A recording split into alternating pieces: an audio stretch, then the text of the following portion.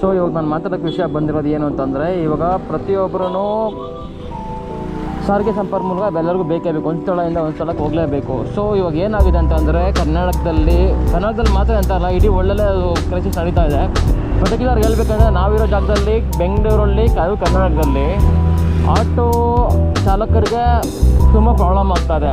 ಏನಾಗ್ತಿದೆ ಅಂತಂದರೆ, ಸೊ ಅವ್ರಿಗೆ ಎಲ್ಲೇ ಯಾವ ವೆಕೇಷನ್ಗೆ ಹೋದ್ರೂ LPG ಅಲ್ಲಿ ಮೋಸ ಮಾಡೋದು, ಡಬಲ್ ರೇಟ್ ಹೇಳೋದು, ಅವ್ರಿಗೆ ಸಿಗದೆ ಇರೋ ಥರ ಮಾಡೋದು, ಆಮೇಲೆ ಸಿಗ್ತಾಯಿಲ್ಲ ಆ್ಯಕ್ಚುಲಾಗಿ ಹೇಳ್ಬೇಕಂತಂದರೆ. ಸೊ ಅವರಿಗೆ ದಿನದ ಕೂಲಿಗೆ ತುಂಬ ಪೆಟ್ಟಾಗ್ತಿದೆ ಅದರಿಂದ. ಸೊ ಅವರು ಇವಾಗ ಕ್ಯೂ ನಿಂತ್ಕೊಳ್ಳೋದು ಪ್ರತಿ ಬಂದ್ಬಿಟ್ಟಿದೆ. ಸೊ ಕೆಲವೊಬ್ಬರು ದುಡ್ಡಿರುವಂಥವ್ರು ಏನೋ ಮ್ಯಾನೇಜ್ ಮಾಡ್ಕೊಳ್ತಾ ಇರ್ಬೋದು. ದುಡ್ಡಿಲ್ದಿರೋರು, ನಾರ್ಮಲ್ ಆಗಿರೋರು ತುಂಬ ಕಷ್ಟ ಅಂತೂ ಅನ್ಭವಿಸೋದು 100% ನಿಜನೇ ಅದು. ಸೊ ಇವಾಗ ಅವ್ರ ಹತ್ರನೇ ಹೋಗೋಣ, ಅವ್ರ ಹತ್ರ ಮಾತಾಡೋಣ, ಏನಾಗಿದೆ ಅನ್ನೋ ಸಿಚುವೇಶನ್ನ ಕರೆಕ್ಟಾಗಿ ತಿಳ್ಕೊಳ್ಳೋಣ ಮಾಹಿತಿ. ಯಾಕಂದರೆ ನಮ್ಗೆ ನೋಡಿಯವ್ರಿಗೂ ಕೇಳಿಯವ್ರಿಗೂ ಗೊತ್ತಿರೋದಿಲ್ಲ. ಸೊ ಅವ್ರ ಹತ್ರನೇ ನಾವು ಹೋಗಿ ಡೈರೆಕ್ಟಾಗಿ ಮಾಹಿತಿ ತಿಳ್ಕೊಂಡ್ರೆ ಅವ್ರೇನು ಹೇಳ್ತಾರೆ, ಏನಾಗಿದೆ ಅಂತ ಅವ್ರ ಹತ್ರನೇ ಕೇಳೋಣ. ಯಾಕೆ ಅಂದರೆ ಆಟೋ ಸಂಘಗಳು ಕರ್ನಾಟಕದಲ್ಲಂತೂ ಫೇಮಸ್ಸು. ಯಾರು ನೋಡಿ ಒಬ್ಬರನ್ನ ಆಟೋದವ್ರು ಮುಟ್ರೆ 100 ಜನ ನಿಲ್ಕೊತಾರೆ ಅಂಥ ಸಿಚುವೇಶನ್ ಇರುವಂಥವಾಗ ನಿನ್ನೆ ಏನಾಯಿತು ಅಂತಂದರೆ, ಲೈನಿ ಒಂದು 200 ನಿಂತ್ಕೊಂಡಿದೆ ಲೈನಲ್ಲಿ. Direct 8 mile to Bagalagunte Triveni petrol bunk ಇದೆಯಲ್ಲ, ತ್ರಿವೇಣಿ ಸ್ಕೂಲ್ ಪಕ್ಕದಲ್ಲಿ 2 ಕಿಲೋಮೀಟ್ರ್ ಉದ್ದಕ್ಕೂ 3 ಕಿಲೋಮೀಟ್ರ್ ಉದ್ದಕ್ಕೂ ಆಟೋ ಲೈನಲ್ಲಿ ನಿಂತ್ಕೊಂಡಿದೆ ಅಂತಂದರೆ ಅರ್ಥ ಮಾಡ್ಕೊಳ್ಳಿ ಇನ್ನು ಅವ್ರಿಗೆ ಎಷ್ಟು ಕಷ್ಟ ಆಗಿರ್ಬೋದು. ಅದು ಒಂದೊಂದು ಆಟೋನು ನಿಧಾನಕ್ಕೆ ಮೂವ್ ಆಗಿ ಬರ್ತಾ ಇದೆ ಆ್ಯಕ್ಚುಲಾಗಿ ಹೇಳ್ಬೇಕಂತಂದರೆ. ಸೊ ಈ ಟೈಮಲ್ಲಿ ಅವರು ಮನೆಗಳಿಗೆ ಯಾವ ಥರ ಡಿಪೆಂಡ್ ಆಗಿದ್ದಾರೆ ಇವ್ರ ಮೇಲೆ ಆಗಿರೋದ್ರಲ್ವ. ಸೊ ಮನೇಲೊಬ್ಬ ದುಡಿಬೇಕಾದ್ರೆ ಈ ವ್ಯಕ್ತಿಗೆ ಇಲ್ಲಿ ಇಷ್ಟು ಕಷ್ಟ ಆಗ್ತಿರ್ಬೇಕಾದ್ರೆ ಅವ್ರ ಬೆಂಬಲ ನಿಂತ್ಕೊಂಡಿದ್ದಂಥ ಸದಸ್ಯರುಗಳು ಯಾರಿದ್ದಾರೆ, ಎಲ್ಲ ಟೈಮ್ಗೂ ಏನೇ ಆದರೂ ನಾವು ಬಂದು ನಿಂತ್ಕೊತೀವಿ ಅಂತ ಹೇಳಿದ್ದಾರಲ್ವ. ಸೊ ಈ ಥರದ್ದು ಪ್ರೈಸು ಜಾಸ್ತಿ ಮಾಡೋಂಗಿಲ್ಲ ಯಾವುದ್ರಲ್ಲೂ ಅಂತ. ಸೊ ಇವ್ರು ಯಾಕೆ ಇದಕ್ಕೆ ಅನ್ವಯ ಆಗೋದಿಲ್ವ ಇಲ್ಲಿ? ಸೊ ಅಲ್ಲಿ ಹೋಗೋಣ. ಇವಾಗ ಇನ್ನೇನು ಎಂಟ್ರಿ ಆಗ್ತಾ ಇದ್ದೀವಿ. ಎಂಟ್ರಿ ಆಗಿದ ತಕ್ಷಣ ಗೊತ್ತಾಗುತ್ತೆ ಏನಾಗಿದೆ ಸಿಚುವೇಶನ್ ಅಂತ ಅಂದ್ಬಿಟ್ಟು. ಸೊ ನಾನು ತಿಳ್ಕೊಂಡಿರೋ ಪ್ರಕಾರ ತುಂಬ ರೇಟ್ ಆಗಿದೆ ಪ್ರತಿಯೊಂದೂ. ಈಗ ಹೌದು ಒಪ್ಕೊತೇನೆ, ಜಾಸ್ತಿ ಆಗಿದೆ. ಇವಾಗ ಸೆಂಟ್ರಲ್ ಗೌರ್ಮೆಂಟಿಂದ ಅದಕ್ಕೆ ಟ್ಯಾಕ್ಸ್ ಸ್ವಲ್ಪ ಕಮ್ಮಿ ಮಾಡಿದ್ದಾರೆ. ಪೆಟ್ರೋಲ್ ಮೇಲೂ, ಡೀಸೆಲ್ ಮೇಲೂ ಮತ್ತು ಕ್ರೂಡ್ ಆಯಿಲ್ ಮೇಲೂ ಎಲ್ಲ ಮಾಡಿದ್ದಾರೆ. ಸೊ 10% ಅವ್ರ ಮೇಲೂ ಎಕ್ಸಸ್ ಟ್ಯಾಕ್ಸ್ ಇತ್ತಲ್ಲ ಅದನ್ನ ರೆಡ್ಯೂಸ್ ಮಾಡಿದ್ದಾರೆ, ಕಮ್ಮಿ ಮಾಡಿದ್ದಾರೆ. ಸೊ ಅದಕ್ಕೋಸ್ಕರನೇ ಇವರೆಲ್ಲೂ ಪೆಟ್ರೋಲ್ ಬಂಕಲ್ಲಿ ಮತ್ತು ಎಲ್ಲೇ ಆದ್ರೂ ಬೆಲೆ ಜಾಸ್ತಿ ಮಾಡಿಲ್ಲ. ಈಗ ಮಾಡಿರೋದು ಒಂದೇ, ನಯಾರ ಪೆಟ್ರೋಲ್ ಬಂಕಲ್ಲಿ 10 ರೂಪಾಯಿ, ಒಂದು 8 ರೂಪಾಯಿನೂ ಜಾಸ್ತಿ ಮಾಡಿದ್ದಾರೆ ಅಷ್ಟೇ. ಆ್ಯಕ್ಚುಲಿ ನಾನು ಹೋಗಿ ಮೊನ್ನೆ ನೋಡಿದಾಗ 8 ರೂಪಾಯಿನೂ 5 ರೂಪಾಯಿ ಜಾಸ್ತಿ ಆಗಿದೆ ಆ್ಯಕ್ಚುಲಾಗಿ ಅಲ್ಲಿ ಆಗಿದೆ. ಸೊ ನಮಗೆ ಸಾಮಾನ್ಯ ಜನರಿಗೆ ಕೊರತೆ ಆಗ್ಬೋದು, ತೊಂದರೆ ಆಗ್ಬಾರ್ದು ಅಂತ ಅಂದ್ಬಿಟ್ಟು ಸೆಂಟ್ರಲ್ ಗೌರ್ಮೆಂಟಿಂದ ಆ ಥರ ಆದೇಶ ತಗೊಂಬಂದರು. ಸೊ ಇಲ್ಲಿ ಇವಾಗ ಆಟೋದವರಿಗೆ ಗೊತ್ತಿಲ್ಲ, ಯಾಕಂದರೆ ನಮಗದ್ರು ಯಾರು ಆಟೋ ಬಗ್ಗೆ ಅಷ್ಟೊಂದು ಐಡಿಯಾ ಇಲ್ಲ. ಸೊ ಇವಾಗ ಇಲ್ಲಿ ಏನಾಗ್ತದೆ ಅಂತ ನಾನು ತೋರಿಸ್ತೀನಿ ಡೈರೆಕ್ಟಾಗಿ ನಿಮ್ಮನ್ನ. ಅವ್ರದ್ದು ಡೈರೆಕ್ಟಾಗಿ ಮಾಹಿತಿ ತಿಳ್ಕೊಳ್ಳೋಣ. ನೋಡಿ ಲೈಲಿ ನಿಂತ್ಕೊಂಡಿದೆ ನೋಡಿ.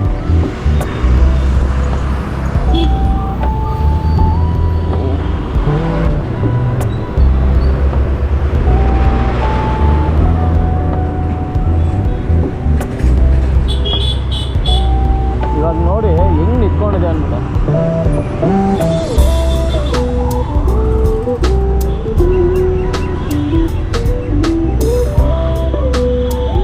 ನೋಡಿ ಇಲ್ಲೇ ಒಂದು 20 ಜನ 30 ಜನ ನಿಂತ್ಕೊಂಡಿದ್ದಾರೆ ಪಾಪ. ಯಾರು ಎಲ್ಲರಿಗೂ ತುಂಬ ತೊಂದರೆ ಆಗೋಗ್ಬಿಟ್ಟಿದೆ. ಒಂದು ಮಾತಾಡಕ್ಕೆ ಬನ್ನಿ, ಆಟೋದ ಜನ ಆಟೋ ಮಾತಾಡಕ್ಕೆ ಬನ್ನಿ.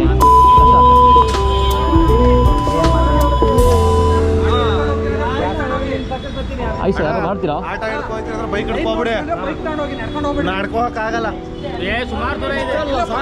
ಏನು ಪ್ರಾಬ್ಲಮ್ ಆಗಿದೆ?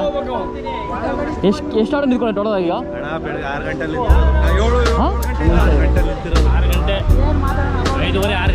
6 ಗಂಟೆ ನಿಂತಿರೋದಕ್ಕೆ ಇವಾಗ ಎಷ್ಟು ಮಂದಿ ನಿಂತ್ಕೊಂಡ್ರಿ? 6 ಅವರ್ ಬೆಳಗ್ಗೆ 6 ಅವರ್ ಬಂದು ನಿಂತಿರೋದು. 6 ಗಂಟೆಗೆ ಬಂದಿರೋದು, ಇವಾಗ 12 ಗಂಟೆ, ಇವಾಗ 6 ಅವರ್ ನಿಂತಿದ್ದೀವಿ. 6 ಅವರ್ ನಿಂತಿದ್ದೀವಿ. ಸೊ ಇವಾಗ 8 ಗಂಟೆ ನಿಂತಿರೋದು. 8 ಗಂಟೆ ನಿಂತಿರೋದು. ಎಲ್ಲೂ ಗ್ಯಾಸ್ ಸಿಗ್ತಾ ಇಲ್ಲ. ಓಕೆ ಇಲ್ಲ ಈಗ ಬೆಳಿಗ್ಗೆ ಈಗ ಓಕೆ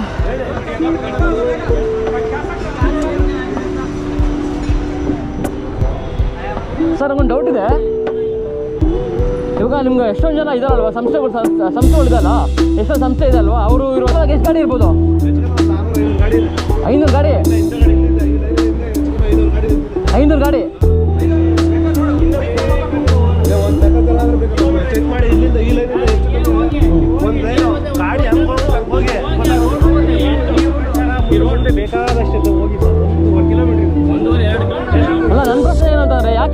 ಯಾಕೆ ನಿಮ್ಗೆ ಬಂದು ಏನು ಕಾಪಾಡ್ತಿಲ್ಲ ನಿಮ್ಮನ್ನ ಯಾಕೆ ಕಾಪಾಡ್ತಾರೆ ಸರ್, ಕ್ಯಾಶ್ ಕೊಡ್ತಾರೆ, ಏನು ಮಾಡೋದು? ಯಾರು ಬರಲ್ಲ. ಯಾರು ಎಸ್ ಪಿ ಬರಲ್ಲ, ಎಮ್ ಎಲ್ ಎ ಬರಲ್ಲ, ಯಾರು ಬರಲ್ಲ. ನಿಮ್ಮಿಂದ ಟ್ಯಾಕ್ಸ್ ಹೋಗುತ್ತೆ, ನಿಮ್ಮಿಂದ ತಿಂತಾರೆ ಎಲ್ಲರೂ. ಮನೆಯವ್ರಿಗೆ ನಿಮ್ಮಿಂದನೇ ಮನೆಗೆ ಹೋಗ್ಬೇಕು. ಇವಾಗ ನಿಮ್ಮ ಸಮಯ ಸರ್ ಯಾರು ಬರ್ತಾರೆ ಇವಾಗ ಕೇಳ್ತಾರೆ ನಿಮ್ಮ ಮನೆಗೆ. ಅದು ಅಲ್ಲಿ ಒಳಗಡೆ ಇಲ್ಲ ಸೆಂಟ್ರಲ್ ಗೌರ್ಮೆಂಟ್ 10 ರೂಪಾಯಿ ಕಮ್ಮಿ ಟ್ಯಾಕ್ಸ್ ಎಲ್ಲ ಕಮ್ಮಿ ಮಾಡಿದ್ದಾರೆ.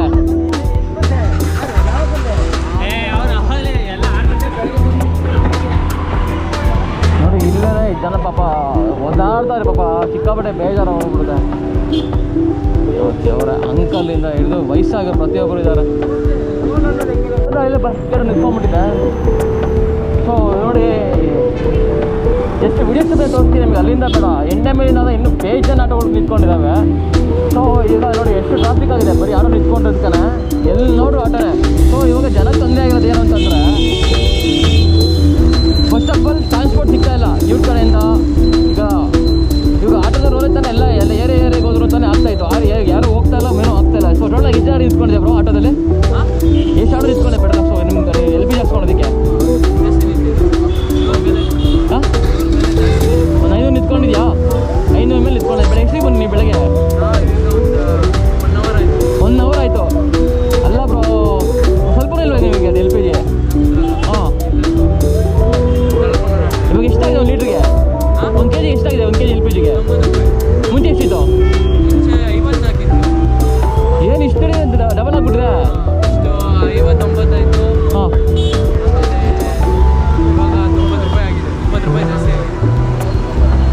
ಸೆಂಟ್ರಲ್ ಗೌರ್ಮೆಂಟ್ ಕಮ್ಮಿ ಮಾಡಿದಾರಲ್ವಾ, ಇಲ್ಲ ಜಾಸ್ತಿ ಮಾಡಿದಾರೆ ಇವರು? ಸ್ವಲ್ಪ ಕಮ್ಮಿ, ಬೇರೆ ಕಡೆ 105. ಓ ಅದಕ್ಕೆ ಕಮ್ಮಿ ಇರೋ ಕಡೆ ಹುಡ್ಕೊಂಡ್ ಬಂದಿದ್ದೀರಾ ಈಗ? ಯಾವ ಏರಿಯಾ? ಓಕೆ. ಏನು ಬ್ರೋ, ನಿನ್ನೆ ನೈಟ್ ನೋಡ್ಬಿಟ್ಟು ಶಾಕ್ ಹೋಗ್ಬಿಡ್ದು. ನಂಗೆ ಅಲ್ಲಿಂದ ದಾಸರಿದಂಗೆ ಕ್ಯೂ ಇತ್ತು. ಹೆಂಗೆ ಬ್ರೋ, ನಿಮ್ಮಿಂದನೇ ಎಲ್ಲ ಕಡೆ ಏರಿಯಾ ಒಬ್ಬೊಬ್ರು ಜನ ಹೋಗ್ಬೇಕು, ನೀವೇ ಸೈಲೆಂಟ್ ಆಗೋಗ್ಬಿಟ್ಟು ಹೆಂಗೆ? ಅದು 100 ಗಾಡಿ ಅಷ್ಟೇ ಅಂತೆ, ಆಮೇಲೆ ಅದು ಇಲ್ಲ. ಹಾಂ, ಮತ್ತೆ ಹೆಂಗೆ ಬ್ರೋ, ಹೆಂಗೆ ಯಾವ ನಂಬಿಕೆ ನಿಂತ್ಕೊಂಡಿದ್ದೀರಾ ನೀವು ಈಗ?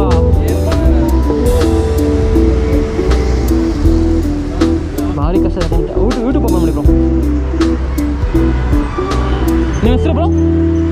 ಭುವನ್ ಅಂತನಾ ನಿಮ್ಮ ಹೆಸರು ಬ್ರೋ? ಗಗನ್, ಭುವನ್ ಗಗನ್. ಪಾಪ, ಓ ಗಗನ ಇಲ್ಲೇ ಇದ್ರೆ ಭೂಮಿನೂ ಇಲ್ಲೇ ಇದ್ದೀರಾ. ಆಕಾಶ ಒಂದೇ ಆಗ್ಬಿಟ್ಟಿದ್ದೀರಾ. ಮೋಸ ಆಗಲ್ಲ, ರಿವೀಲ್ ಮಾಡ್ತೀನಿ ನಾನು. ಯಾರಿಗೂ ಮೋಸ ಆಗಿಬಿಡೋಣ ಬ್ರೋ, ಅಷ್ಟೇ ಬ್ರೋ. ಇನ್ಸ್ಟಾಗ್ರಾಮ್ ಒಂದು ತೋರಿಸಲ್ಲ ವಿಡಿಯೋ, ಅದೆಲ್ಲರಿಗೂ ಶೇರ್ ಮಾಡಿ ಬ್ರೋ. ಮೋಸ ಆಗಿದ್ರೆ ಯಾರಿಗೂ ಬಿಡಬಾರ್ದು. Thanks bro. ಮತ್ತೆ ವಿಡಿಯೋಗೆ ವಿಡಿಯೋ ಬರುತ್ತೆ ನೋಡಿ. Thanks bro. By Gagan bro, Bhuvan bro. ಒಳ್ಳೇದಾಗಲಿ ಬ್ರೋ, ಚೆನ್ನಾಗಿದೆ. ನೋಡಿ ಏನಿಲ್ಲ ಅಂದರೂ ಸುಮ್ಮನೆ ಇಲ್ಲಿಂದ ನೋಡ್ರೆ ಒಂದು 100 ಗಾಡಿ ಇಲ್ಲೇ ಸಿಕ್ಬಿಡುತ್ತೆ ನಮಗೆ. ಎಷ್ಟು ಗಾಡಿ ಇಟ್ಕೊಂಡಿದೆ ನೋಡಿ. ಯಪ್ಪ ದೇವ್ರೆ, ಟ್ರಾಫಿಕ್ ಬೇರೆ ಆಗುತ್ತೆ ಇದರಿಂದ. ಜನಕ್ಕೆ ಅಲ್ಲಿಂದ ಇಲ್ಲಿಗೆ, ಇಲ್ಲಿಂದ ಅಲ್ಲಿಗೆ ಹೋಗ್ಬೇಕು ಜನ ಪಾಪ. ಇದೇ ನಂಬ್ಕೊಂಡು ತುಂಬ ಜನ ಇರ್ತಾರೆ, ಅವರಿಗೂ ಪ್ರಾಬ್ಲಮ್ ಆಗುತ್ತೆ. ಇನ್ನೊಂದು ಮೈನಾಗಿ ಏನಂತಂದರೆ 100 ಗಾಡಿ ಆದಮೇಲೆ ಮತ್ತೆ ಬಿಡಲ್ವಂತೆ. ಇನ್ನೊಂದು ಯಾಕೆ ಇಲ್ಲಿಗೆ ಬರ್ತಾಯಿದ್ದಾರೆ ಜನ ಅಂತಂದರೆ, ಇವರು ಇಲ್ಲಿ ಕಮ್ಮಿ ಅಂತೆ, 95 ರೂಪಾಯಿ 98 ರೂಪಾಯಿನ ಇರಬೇಕಿಲ್ಲಿ, ಅದಕ್ಕೆ ಇಲ್ಲಿಗೆ ಬರ್ತಾಯಿದ್ದಾರೆ. ಬೇರೆ ಕಡೆ ಎಲ್ಲೇ ಹೋದ್ರೂ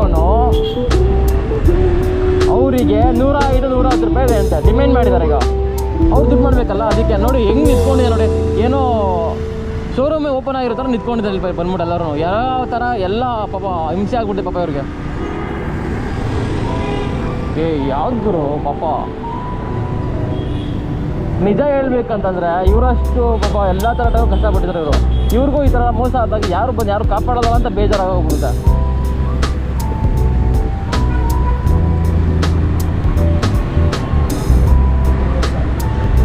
ಏನು ಹೇಳಬೇಕು, ಏನು ಮಾಡಬೇಕು ಒಂದು ನಮಗೂ ತೋಚೋದಿಲ್ಲ. ಈ ಥರ ಕಷ್ಟ ಬಂದು ನಿಂತ್ಕೊಂಡಾಗ ನಾನು ಹೇಳೋದು ಅಷ್ಟೇ ಪಾಪ, ಒಂದು ಕಡೆಯಿಂದ ಒಂದು ಕಡೆಗೆ ಇವರು ಹೋಗ್ಬೇಕಂದ್ರೆ ಇವರೇ ನಮ್ಗೆ ಸಹಾಯ ಮಾಡೋದು. ನೈಟ್ ಆಗಲಿ ಬೆಳಿಗ್ಗೆ ಆಗಲಿ ಕಷ್ಟಪಡ್ತಾರೆ. ಕನ್ನಡದವರು ನೋಡಿ, ಅವ್ರಿಗೆ ನಾವು ಸಹಾಯ ಮಾಡೋಣ, ಅವ್ರ ಬೆಂಬಲಕ್ಕೆ ನಾವು ನಿಂತ್ಕೊಳ್ಳೋಣ. ಕಷ್ಟ ಬಂದಾಗ ಅವ್ರಿಗೂ ನಾವು ಎದುರಿಸೋಣ, ಕಷ್ಟದಲ್ಲಿ ಪ್ರತಿಯೊಬ್ಬರಿಗೂ. ಸೊ ಏನೇ ಪ್ರಾಬ್ಲಮ್ ಆದರೂ ನೋಡ್ಕೊಳ್ಳೋಣ ಅಂತ ನಾನು ಹೇಳ್ಕೊಂಡು ಇಲ್ಲಿಂದ ನಾನು ಹೊರಡ್ತಾ ಇದ್ದೀನಿ. ನೋಡಿ ವಯಸ್ಸಾಗಿರೋ ಸಹ ಪಾಪ ಆಟೋ ಓಡಿಸ್ತಾರೆ, ವಯಸ್ಸಾಗಿದೆ ಅವ್ರಿಗೂ ಫುಲ್ಲು. ನಿಮ್ಮ ಹೆಸರು ಅಣ್ಣ? ವಿಶ್ವ ಅಂತ. ವಿಶ್ವ, ಏನೋ ನಿಮ್ಮ ಪ್ರಾಬ್ಲಮ್ ಈಗ? ಗ್ಯಾಸ್ ಸಿಗ್ತಾಯಿಲ್ಲ ನಮ್ಮ ಚಾಲಕರಿಗೆ. ಓಕೆ, ಸಿಗ್ತಲ್ಲ, ಏನು ಮಾಡೋದು? ಓಕೆ. ಅಲ್ಲ ನಾನು ಕೇಳ್ತೀನಿ ಅಂದರೆ, ಇವಾಗ ಚಾಲಕ ಅದೃಷ್ಟ ಇರ್ತಾರಲ್ಲ, ಅವ್ರು ಯಾಕೆ ನೀವು ಏನು ರೆಸ್ಪಾನ್ಸ್ ಮಾಡ್ತಿಲ್ಲ ಅವ್ರಿಗೆ? ಗೊತ್ತಿಲ್ಲ, ಹಾಕ್ತಾರೆ, ಗ್ಯಾಸ್ ಹಾಕ್ತಾರೆ. ಸರ್ ಹೇಳಿದ್ದಾ?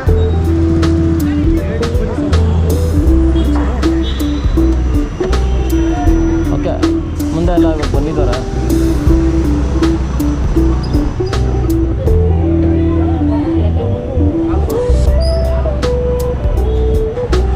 ಅವರೆಲ್ಲ ವಯಸ್ಸಾಗೋರಿದೆ ಪಾಪ, ಅವರೇನು ಎಷ್ಟು ಕಾಯ್ಕೋತಾರೆ ಪಾಪ ಅವರು. ಸರಿ ಓಕೆ, ನೋಡೋಣ ಎಷ್ಟು ಫಿಲ್ ಆಗುತ್ತೆ ನೋಡೋಣ. Okay ma'am, thank you.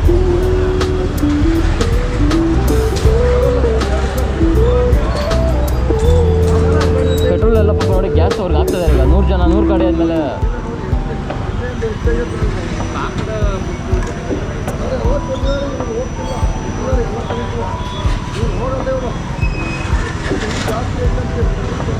ಅಲ್ಲಿ ಸರ್ ಅಲ್ಲಿ ಜಾಸ್ತಿ ರೇಟ್ ಮಾಡಿದ್ದಾರೆ, 105 ರೂಪಾಯಿ ಮಾಡಿದ್ದಾರೆ. ಕೇಳ್ಕೊಂಬಂದೆ ಈಗ, ಇಲ್ಲಿ ಕಮ್ಮಿ ಇರೋದಕ್ಕೆ ಇಲ್ಲಿಗೆ ಬಂದವರು ಪಾಪ.